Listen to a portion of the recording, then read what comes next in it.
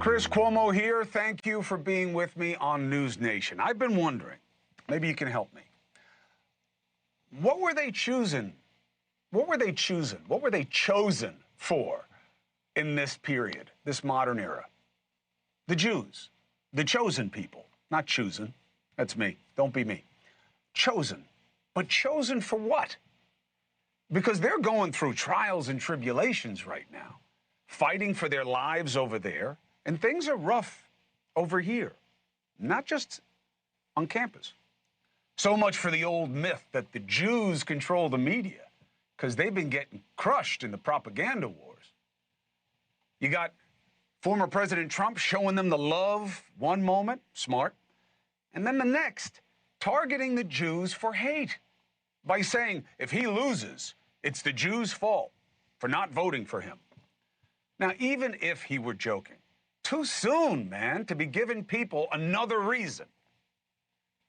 Now, on the other side, kind of the Trump equivalent, lesser form, but similar as a political animal, the Democrat AOC, known for fulminating. She started by accusing Israel of a war crime for what they did to members of Hezbollah in Beirut, and then asking for an investigation. Accused him of a war crime, asked for an investigation. Then she decided to get proofy and show that her claim that the exploding pagers were clearly in violation of U.S. policy. This attack clearly and unequivocally violates international humanitarian law, undermines U.S. efforts to prevent a wider conflict, and then she said it violates U.S. policy clearly. Okay, one, Israel is not one of the United States, so they don't follow our laws or rules. Second, if the representative was suggesting by that comparison that the United States should therefore not support Israel, good luck with that. And then there's what really bothers me about this salvo. She's dead wrong. And this is why you don't accuse and then go in search of a crime. It says it is prohibited in all circumstances to use booby traps, and that's what you would call putting little explosive devices in a pager. That part, this is the right context. In the form of apparently harmless portable objects, like a pager, that are specifically designed and constructed to contain explosive material. But here's the part that she left out. Oddly, the next section after the one she cited. The use of mines, booby traps, other devices is subject to the same rules and principles that govern the use of other weapons to conduct attacks. What does that mean? The rules include a prohibition against the indiscriminate use of mines, booby traps, and other devices. Indiscriminate.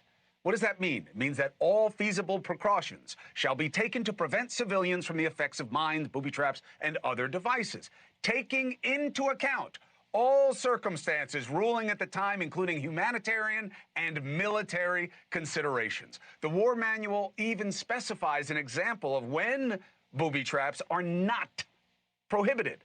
It would not be prohibited to improvise a booby trap, for example, to retard an enemy advance.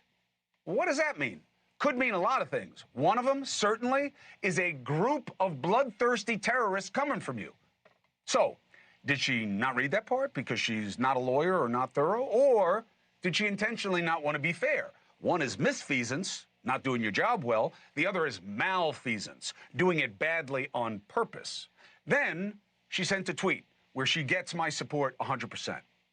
People who are apparently angry at her for these attacks against Israel did some nasty shite to her office. And I don't like it. People should not express their political ideas that way. It makes you what you oppose. It makes you people who do things the wrong way. But it is interesting that AOC sees that as worthy. Speak out against that, coming and doing these ugly things to my office. Imagine if they had sent a real bomb threat. That'd be way worse, right? And if she felt that way about them, just coming in and vandalizing, how would she feel about real bomb threats? At her home, even. Imagine what she would feel and say. Of course, she had nothing to say about her colleague Anna Paulina Luna when that's exactly what happened to her. And she said nothing about the assassination attempts against former President Trump. So what do we know?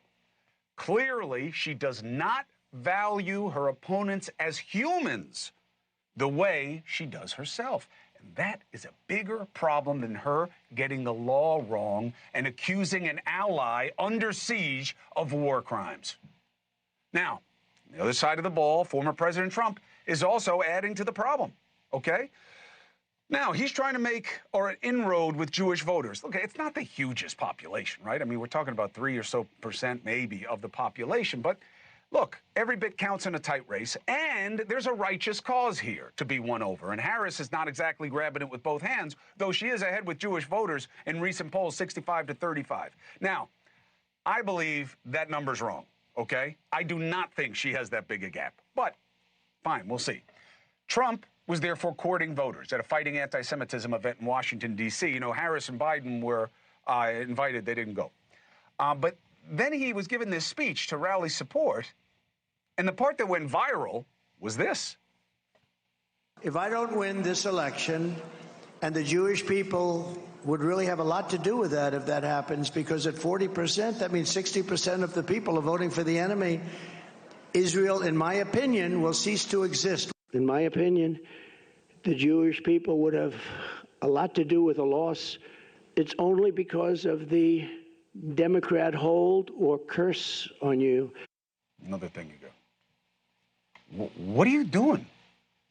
I mean, look, I get the move to support Israel, support the Jews. It's great, but I don't get where his head is on this. Why would you suggest that the Jews are to blame if you lose the election? What good can come to them from that? And I know if you support Trump, you're okay with it. He didn't mean it that way. Hey, thanks for watching. Go to joinnn.com to find NewsNation on your screen. And don't forget, click the red subscribe button below to get more of NewsNation's fact-driven, unbiased coverage.